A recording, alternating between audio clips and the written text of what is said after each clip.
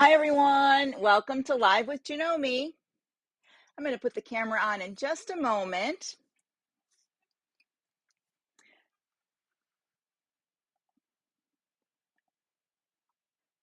All right, let's see here. I'll go ahead and get our camera on. Oops, not that one. There we go. Got to click the right button sometime. All right, I think we're ready. So welcome to Janome Live. I'm Ann Hine, Embroidery Software Specialist for Janome America. And today I'm going to be talking about applique know-how and a little bit about hoop knowledge. A couple people has some questions about hoops and hoop limits and things like that. So I wanted to cover that a little bit today, just add it into this lesson. And if you haven't done applique before, I'm going to talk about creating applique in our software, but you may have purchased applique, and purchased appliques work the same way as creating them. So it's always good to watch your purchased appliques stitch out. That helps you build your skills when you create your appliques in our software. Now, our software does have an applique tab, so it makes things easier. There are times when you want to use that, and maybe there's times when you want to use a manual way where you create your first outline and continue to go from there. Hi, Marty. Welcome. Looks like a nice day out there. So hopefully, I know we have some weather coming, but today looks good. All right, I'm going to put the camera on. I have some samples to show you about applique and also some things that from applique can lead into, like patches and bookmarks and things like that in the hoop things. All right, let me go get that. And let's see, we need to be down here. Let's see. There we go. All right, there we go. Straighten that up a little bit. So this one here, this is one of my older samples. And if you haven't done applique before, typically when you load an applique, it creates, the first stitch is the placement. So you'd have that and you would lay your fabric over that and it would stitch it down, and then you could trim your extra fabric away. And then these two samples, this one here shows sort of a raw edge look with a buttonhole stitch. And then this one has the satin stitch. And I'm going to hold those up a little closer so you can see. Now this has been, dragged around a little bit. So let me get it in the right spot. There we go. So you can see those two. And that is a little ragged because that is a raw edge. And if you're going to do raw edge, I always suggest use something like Terrio Magic on your fabric or starch, best press, things like that, that'll help hold those fibers from shredding too much on there. Hi, Anne, welcome. So here's another one. This is a layered piece. And sometimes when you're working, and this is an old one, you've all saw him a long time. This is Spool Guy.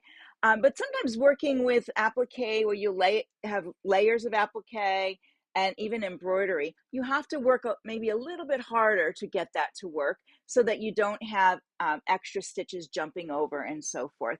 But it's easy. It's not that hard to do. You just have to think a little bit about it. And this might be a case where the back part here is the applique tab, and this part I did manually.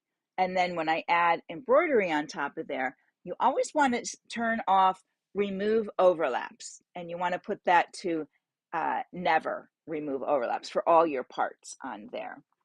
Here's another quick one as well.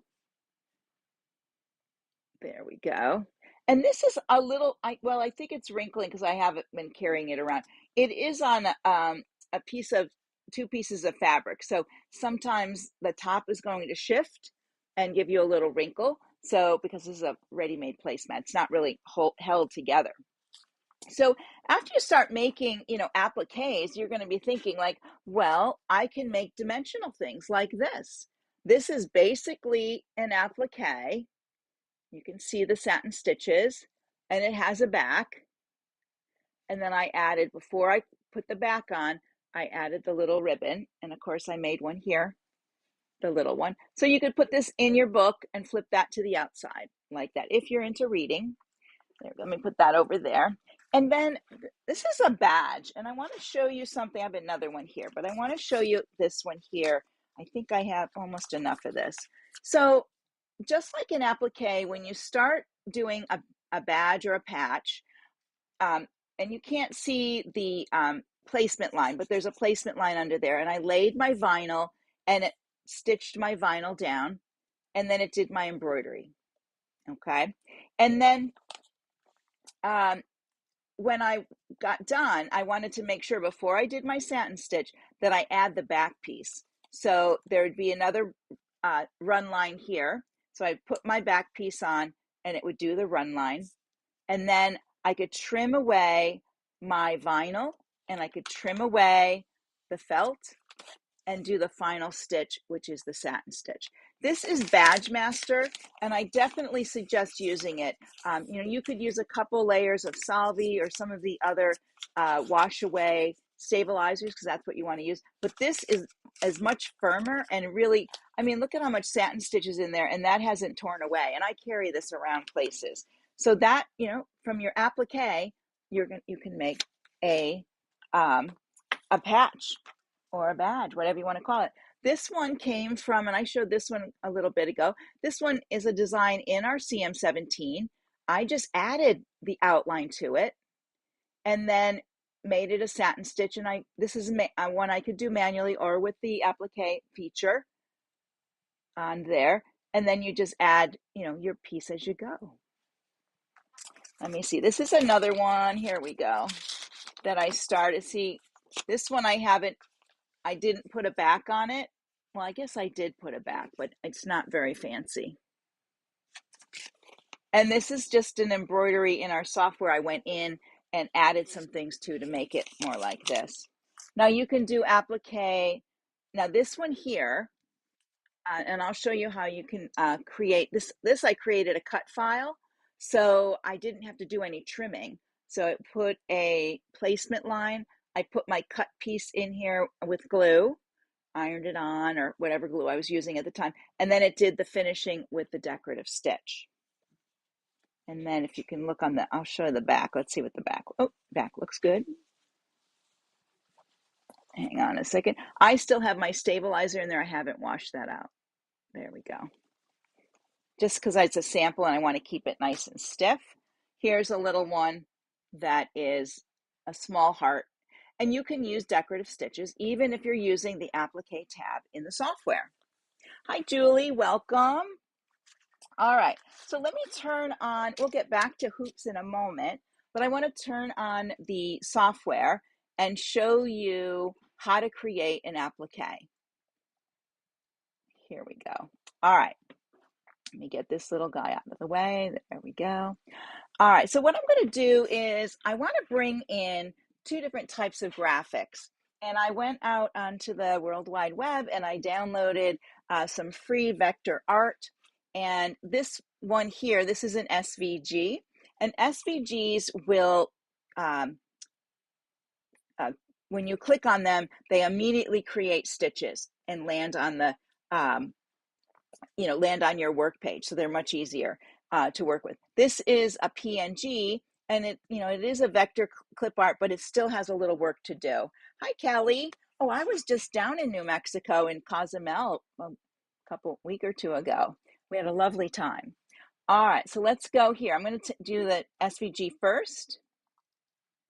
And there it lands in here. And you'll notice over in the far corner, you'll see the used colors over here. So there's a black and a white in this. And I'm going to zoom in so we can see it a little bit closer. There we go. And when you select both of these, you can delete one of those if you want. And now I've deleted the black part, and I'm just going to undo it and bring it back. I could also just select the white part. Let me see if I can select just the white part. Select that color, and if I can, it's not going to let me select it because they are kind of welded together. But I don't need the black part because you could use the black part as well. You can make an applique whether you have an outline or a fill item. Oh, I'm sorry, New Mexico, not Mexico. Sorry. Do I know my geography? Yes, I do. Oh, Kelly, I can't wait to see you in Alto. That'd be great. I'm doing a CM17 retreat there at a quilting situation. All right, so let me go back. First of all, I went to Mexico, to Cozumel. not to New Mexico, but that's okay.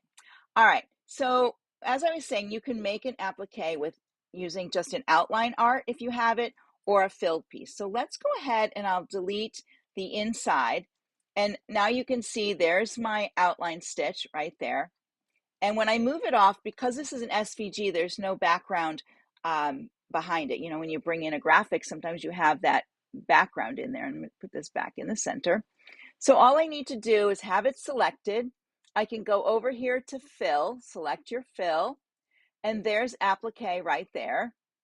And I can click applique, and I'm going to change the color. It always takes the color of whatever your outline or your fill is. So I'm going to make the inside this green, and then I'm going to find this color for the, if we can, maybe I'll do this color. I'm trying to get that so you can see the outer color. So when I zoom in, you can see there's my outer color and there's my the inside part of the applique. So when you do an applique, it does put a fabric in there for you, so you can see that you would be using a fabric. And I'm going to go back to my properties, select my item. And now that I selected applique, I have these options here. So the fabric trim, I have an option here where I can trim it after embroidery, during embroidery, which means after it tacks down, or I can use a pre-cut right in here. And when you use a pre-cut, it does things a little differently. That means that you made a cut file and you cut your fabric on your digital cutter and brought it over. And I'm going to show you how you can create that right here at your applique. You don't have to go and make something else from here. You can do it right from the applique tab.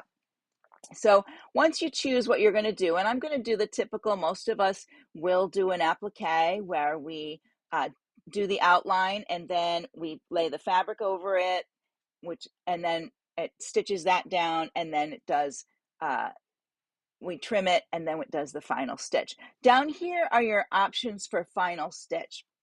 So let's get in close so we can see. So typically a lot of us like satin stitch. So you can choose satin stitch. And maybe you want E-stitch, which is the blanket stitch right there. And then maybe you just want a zigzag like that. Now, if you are using zigzag, you could go to outline and then, oh, there we go. You can go to your applique stitch, and then you can go in here and pick a decorative stitch for your applique if you wanted to.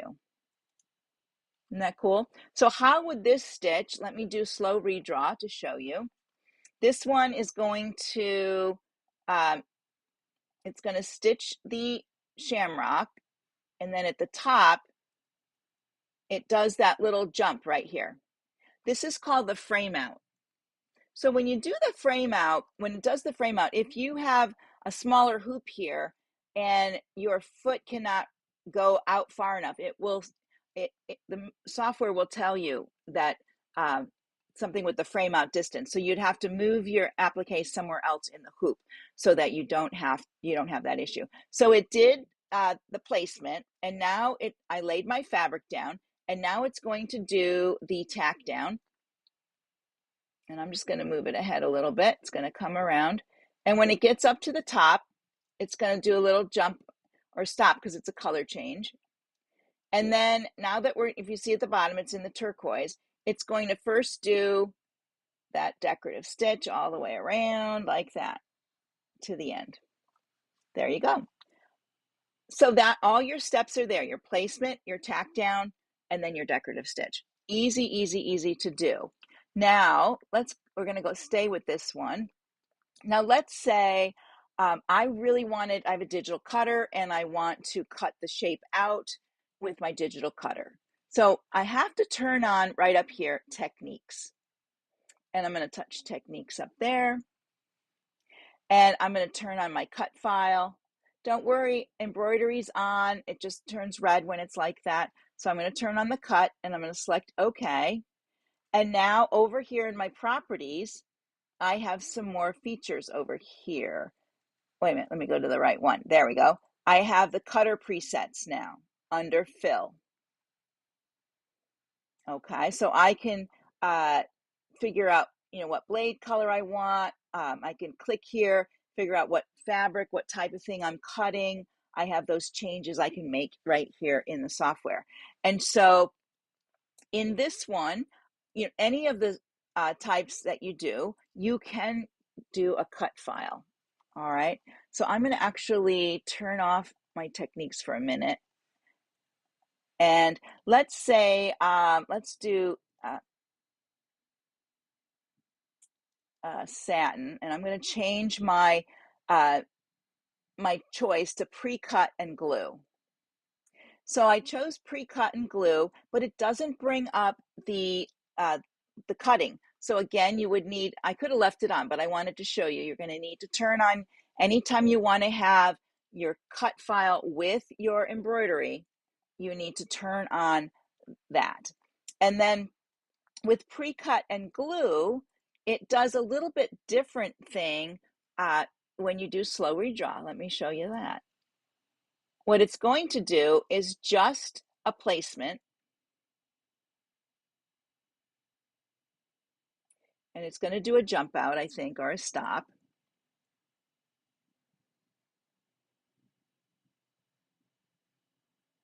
Okay, so it jumped out. I saw it jump out, but didn't leave a little line. And now it at this point, what you would do, it's like it is a color change. You would lay your glue, your fabric with either your like a fusible glue that you're going to use, and you would take your hoop off your machine. Don't take it out of your hoop, and lay it on your ironing board, and you can iron your fabric in, or you can use a little bit of a maybe a spray glue. Maybe you do a little bit of Elmer's glue on there, and you could let that set for a minute or two. Hi, Patsy. And then it's going to start that decorative, whatever we have on the outside. So I did satin. And so this satin, this is the underlay. Now, some of you are going, oh, I don't want that underlay. So I went back to change your underlay. That is under the outline. So you would go to outline. You could come down here to underlay. And maybe you want to use a, maybe one like a double here, a double line or a single line, whatever you prefer. Let's do the double. And I'm going to go back to my slow redraw so you can see that we are still in applique. And it's going to do this. Get all that done. You're going to glue your shamrock down, and then it's going to start this. And I did a double run, so you can see the double run, and then it's going to start my satin. So you have control over all those items, even though you're in the applique tab. Even though you've chosen one of these here, the fix zigzag, fix e-stitch, or fix satin, you can make changes to that by going to your outline. I can change the width of my satin. I can do handmade corners if I want. I can offset if I need to, density and compensation, all of that. I do still have all those settings. Now, I did say that you can send this to your cutter. So I'm going to go up here to File, Export to Cutter. Now I'm not connected, so it's going to give me a little, this is my cutter there. It's going to let me show you the window, but I don't have anything to connect to. So there's my cut file. Now, if you don't have, I have the Artistic Edge. If you don't have the Edge, you might have, maybe you have a scan and cut. They have a Brother FCM. You would save it as an FCM, or maybe your cutter takes an SVG. You could save as an SVG. And then I'm not sure what these other two ones are for, but I do know the SVG and I do know the Brother one. So you would just click on this, export it, and then you can export cut files. You're going to put it on a USB stick and save it. Okay. So all those options in just one piece. Now, if I wanted to add something on top of my piece, and I'm just going to come over here and I'm just going, I'm going to just go here and maybe draw a little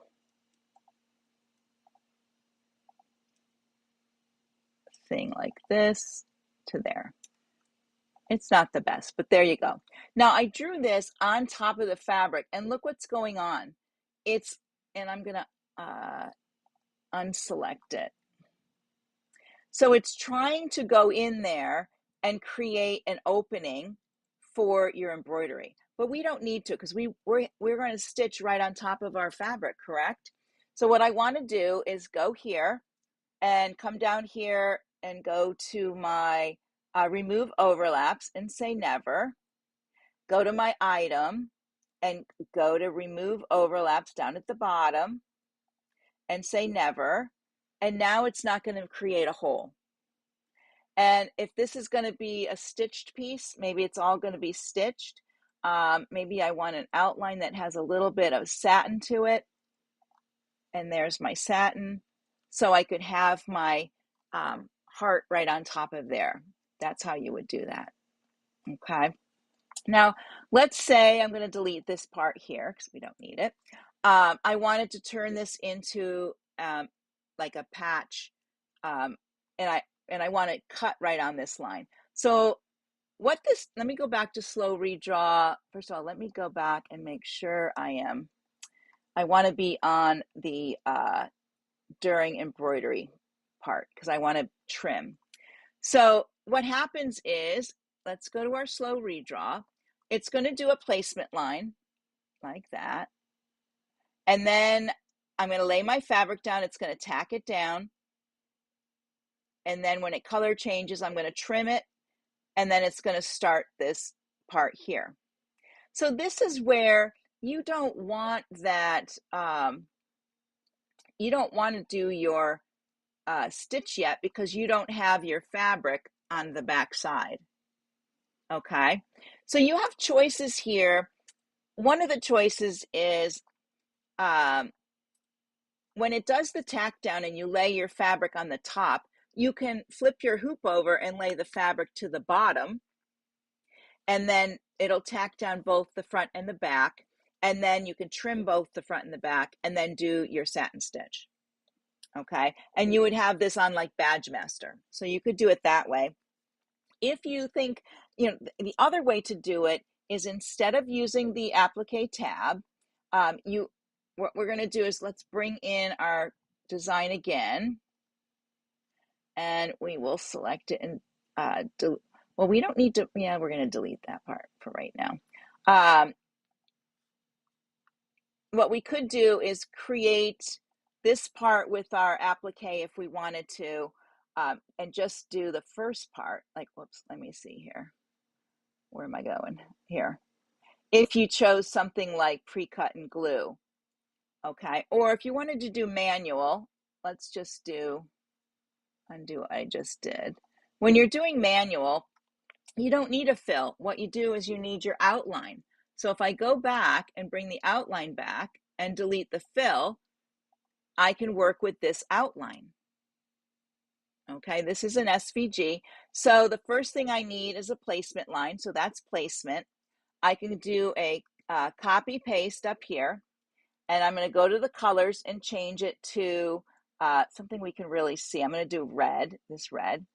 This would be my tack down, and I'm going to go over here and open up so you can see the parts. Placement, tack down, and then I could do a second tack down to hold the back on if I needed that, and I could do that with by selecting this, and I could do convert auto border, and maybe I want to go to the outside just maybe 0.02 or 002. I never know which way to go here. Remove holes running. Okay, and let's go in close and see how far away that one is. Oh, it's not very far. Let me just make it blue.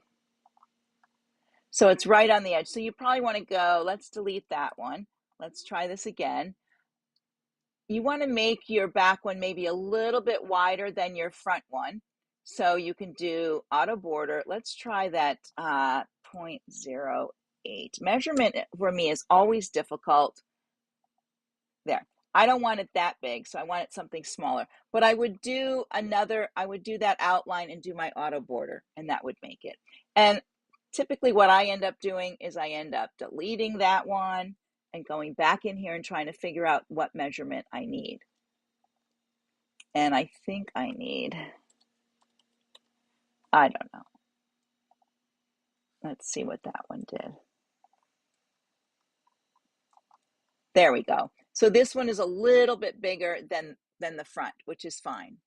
And then you could take your blue one or your first one and copy paste it again, change color. Let's change it to this lime color.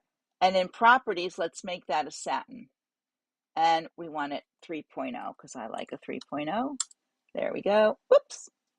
Now that's because I'm in inches and I need to put in 3.0 mm. There we go. All right. So now I have my applique. All right. So not,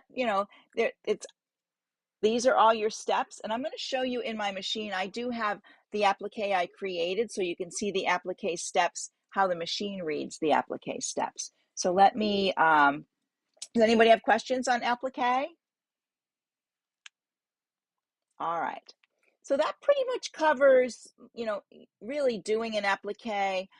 Definitely you can add things on top of it. I have done videos where I've taken Janome designs and then I created appliques from the design. Like I resized, and I was just looking to see where it is now. I resized we have that Danish horse, and I resized him big enough to fit on a pillow, but I don't want to do all that stitching. So I made the horse part an applique and then just let the embroideries fall on top of that. So there's lots of, when you start making things big, that's why you use applique.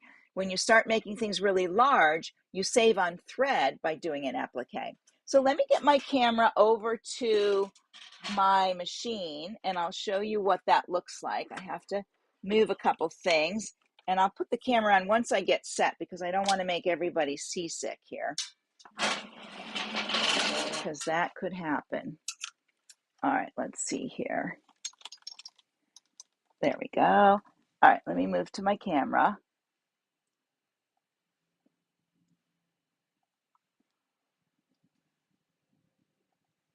First, we're going to go to me. There we go. Oh, there we are. There's the camera. Okay.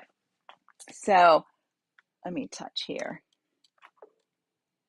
And I'm going to just X out of there because I don't need it. I'm going to go get my applique. And it is, I think it's in here. There it is. Okay. All right. So see on the screen here, I'm going to get close. Right down here where it shows you the colors. So this first one, and I could put my viewer on so we could see, but it makes it, because this color is so light, it doesn't help. This is the placement line. So it's telling you a color number. So it would stitch that, and then you would lay your fabric over it. And then it says number 2, tack down. See how it read that? It says tack down. So I know I'm going to tack it down. And before it does this color, I'm going to trim it. Now it does read some of the commercial designs that you buy as well. You may see this kind of thing in those as well. So make sure you're looking for that. It does it in the CM17. I think it does it in the S9 and the 15,000. I don't know about the 550E and those. I haven't played with those in a long time, so I don't really know. Let me get my camera set here so we can look at hoops. And I'm going to check my comments to see if anybody, you guys are so quiet. No comments today. All right. Let's see here. There we go. All right. I think I covered everything on, what's going on here? Make sure. There we go. I think I've covered, oh, my camera's upside down. That's the problem. There we go. See my pretty wall? There we go. Back down here. There we go. All right. I was like, why is my arm in there like that? Okay. So I wanted to talk about hoops and hoop limits. So I'm going to start with just this little hoop first. Okay. Now, one thing I tell people when they're hooping is always have your hoop in the orientation that it goes on your machine. Now, on my CM17, it slides in on the left side. A 15,000 would, and a S9 would be over here on the right. So I would make sure I had my hoop the right way. That way, unless you're one of those people who can have things upside down and whatever and still get it in the right spot, I always have to have my hoop in the right direction. And then one of the things, you know, if you look on the hoop itself, and I don't know if you can see it, it'll say L and R right here. So if you can read that. There you go, L and R. So you know that the inner hoop only goes in one way. And then you know your plastic grid. And this is for alignment. You can use this for alignment on putting things together. All right, so, and with our CM17, typically what I do is I get my stuff hooped and I'll close it halfway. I'll do my tightening. I'll make sure before I get too tight, if I have to pull my fabric, you know, we always want to make it like snug enough, and you don't want to pull once you've gotten it tightened. So I get it where I want it, and then I can close it. And if I need to snug it one more time, I snug it with that. Okay. Now, when you're looking at this hoop, this dark line out here, that's as far as you can go. That's 5.5 inches this way and 7.9 this way. Even though, and this hoop doesn't have as much around it as some of the other hoops, but people think just because, oh, I have room there, I can get something out there. Even in your software, you could create something outside the bounds of the hoop. You can save it as a draw file, but if you tried to save it as a JEF file, the software will, it has an auto default in it, and it will say, something is outside of the hoop, does not fit in the hoop. And also, you know, when you, in the software, when you have something outside the hoop, it turns pink in there. So this is the limit of what you're sewing. When you're looking on the edit screen of your machine, that is the limit right there. It's showing you the outer edge. So in your machine, you could bring something right up to the edge of your edit screen. Okay. They're not, you don't have to be one piece in. You still have from this line over as the safety. This is sort of like the safety area. Like, remember I was talking about that frame out? So if my shamrock was up here and it jumped here, if it was too close, it might have to jump and it would hit the hoop. So that's why in the software, it'll tell me my frame out distance. I need to change it. So I can make that shorter. There's a way to do that in the optimizer. So, you know, you can get things right up to it and your foot can get around it wherever you are. And did you ever notice if you're too much to the left or too much to the right or near the top or the bottom, and you want to thread, you have to change thread, it'll say move hoop for threading.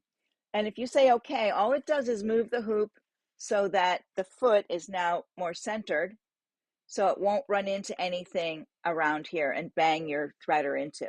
And once you thread, just push the button and it'll say move hoop back, and it'll move hoop right back to where it was. So you can definitely use that if you're when you're threading. Now this is the hoop that probably has the most, and probably this isn't the most differences, maybe I should say that.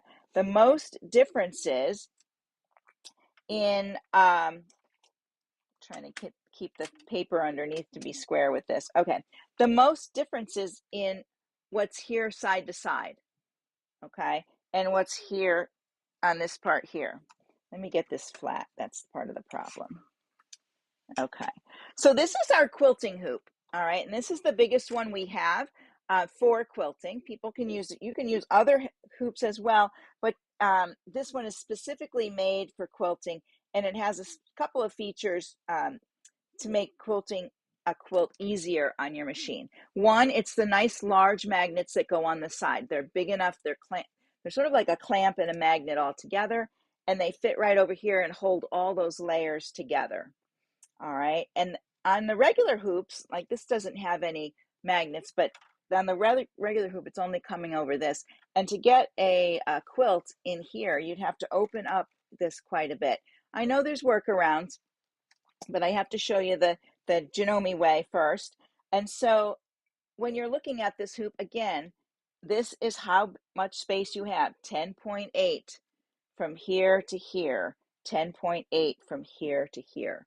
So that's all the space that you can use. And how you use this hoop is you lay your quilt over there, and you might have, if I'm lining something up, sometimes I have the template taped onto here. so I can slide my quilt back and forth. I don't have my quilt attached. It's just laying there. And if you check out my series, Easy Does It Quilting, I cover this there too. So you lay this down and push your quilt down. And that's when you can look at, say, the connection from the old block to the new one is right here. That's where you're going to move your quilt back and forth to get that connection in the right spot. And then you might have, you're going to move your grid with it, so you have everything in the right spot. So that's how you would work with this one. Sometimes I try to make things simple so that my connector is always on this line when I'm doing edge to edge, so it makes it easy, but it's not always the way to go. Sometimes you have to, sometimes it starts up here, they all have to end in the same, start and end in the same spot so they connect. So sometimes when I'm working, I try to make a design that ends here, but you might make one that comes down and up and down and up and down, and then it connects over here. Just as these two connectors have to be on the same plane. But all this extra space is there for your quilt. So when you push this down and you put your magnets in, your quilt takes up a little, there's a little bit of space here that your magnets are taking up. So you have less space here. And you want to give your quilt a place to lay in. If we had it so close, it would make the quilt, I don't think the quilt would lay as nicely in the hoop for you. So they gave you a bit of a generous spot. Now it does become difficult on a corner of a quilt because you should add some fabric over here so that it's caught in there. So if you want to leave your backing a little bit bigger, you don't have to really keep your batting and your quilt. You don't have to make your quilt or your batting bigger. I do make my batting about 4 inches bigger anyways around my quilt. I like that extra. But then the backing, you can do it 4 inches as well. But if you don't have enough backing, you can put like muslin. All right, so that is our hoop knowledge. This is the safety area. I know it's narrow over here and wider over here. I think this has to do with the threader and having to move the hoop. Over here, the threader is on this side, so your hoop would only move a little bit in to give you the space for that. So that's why that's there. And always, this is going to be the center of that block, whatever you're doing. And you can put this on your hoop in your machine with the grid and see if your needle's going to go in there, and then use the jog keys. But please remember to take this out before you stitch, or you'll have a broken needle, because it will move to the first spot over here. If you do one stitch stop, it'll move up there and make it stitch right on the grid. So make sure you take your grid out. When I teach in a class, I try not to have them move to the machine. That we don't do this set the center, because we're pretty much sure what we're doing, and we're usually doing one block, so it's okay. All right, I think that's everything I had for you today. Let me get back over here, and I'll put the camera on, and we'll see. Are there any questions? Oh, there's Nancy Fiedler. Hi, Nancy. Nice to see you. All right, you guys are all so quiet. Nancy was probably the person most inspirational in getting me to do things. She would tell me, I'd make a project, and she'd say, yeah, make it a little easier. Take a few things away. I'm learning, Nancy. It's taken me a while, but I'm learning. All right, I'm going to let everybody go. We're about 40 minutes in anyway, so it's time to go. I'll see you all next week. I will be back here on Thursday for my usual. And I think we're going to be talking about fill stitches in Artistic Digitizer, playing with your fill stitches. So that should be fun. I'm leaving over the weekend. I'm going out to Super Stitch for their, they have a 2-day event. You can check they're out in Erie, PA, or Northeast PA, really. Super Stitch, they're having an event on Monday and Tuesday. And then they have a Wednesday, I'm doing a trunk show, Artistic Digitizer demo. So that's going to be 2 of those on Wednesday. Okay, that's where I'll be. I'm also going to be, where else am I going to be? Let's see, this is March. In April, I'm going to be at, I think it's called Country Fabrics. I'm doing, it's in Shiloh, Ohio. I'm doing a creativity and HD event. It's for those people who would like to come out and see how a CM17 works. We do a 2-day project. You end up with this nice, either you can make a runner, you can take your 4 blocks and make pillows, whatever you want to do out of it. But we have different techniques and things that we teach you on that. And then in May, I'm going to be out in Alto at in New Mexico at a quilting situation, doing a CM17 retreat. So you can always check with them. At the end of the month in May, let's see, where am I at the end of the month in May? I'm going to be in Quilter Studio in Virginia. And then I'm somewhere in June, but I'm not sure. All right. I'm going to let everybody go. You guys have a great day. It's almost like the weekend for me. So I will see you all next week. Thank you, everyone, for joining me.